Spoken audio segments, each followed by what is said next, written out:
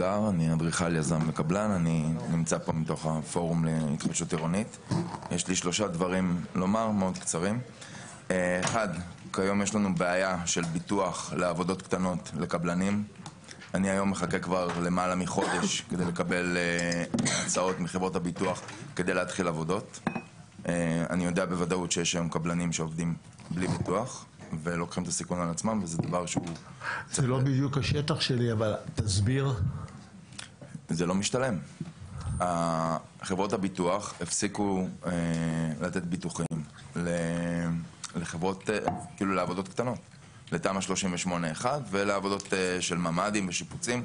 זה דבר שהוא כרגע נמצא במשבר. דבריך נרשמו, אבל אני מודה שאין לי תשובה. המקור הוא ויכוח בין ביטוח לאומי לחברות הביטוח לגבי שיבוב ביטוחי כזה או אחר על הסיכון המדובר. כן.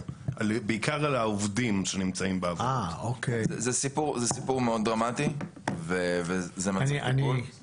דבר אחד. יכול להיות, אני מנסה, אני לא יכול לדון בזה כי אין לי דוח של מבקר מדינה על זה, אבל יכול להיות שצריך לתפוס חבר מוועדת הפנים כדי להרים שם דיון בנושא הכל כך חשוב שאתה אומר. אנחנו על זה. הנה, בבקשה. כן, אנחנו על זה, אבל רציתי להציף את זה. הדבר השני זה הסיפור של המימון. יש פערי מיגון מאוד גדולים, וזה הכל נופל על האדם הקטן בסופו של דבר, ואין להם את היכולת הכלכלית לממן דבר כזה. אז צריך שיהיה פה איזשהו מנגנון. תכף נשמע את האוצר, אולי יש לו... ערבות של המדינה, לא יודע מה, הלוואות. צריך לפתור גם את הדבר הזה, גם את הסיפור הזה, כי זה סדר גודל של 200,000 שקל, 250,000 שקל לממ"ד. זה דבר אחד. כשאתה בונה לגובה זה המחיר? לא, כשאני בונה, לצמוד קרקע, אני מדבר. אז למה אני לא אקח מוכן 9 מטר מרובע, 90,000 שקל, זה המחיר. זה אותו מחיר. לא. 4 מטר מרובע, 60,000 שקל. 6 מטר מרובע, 90,000 שקל. בדקתי. אז ההובלה תביא אותך ל-150. נכון. וואלה, הובלה והצבה? זה בגלל זה.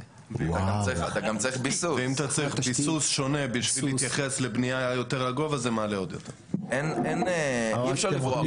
בנייה לעולם יותר זולה, בנייה במקום. לא ידעתי. אי אפשר לברוח מזה. טוב. אלה המחירים.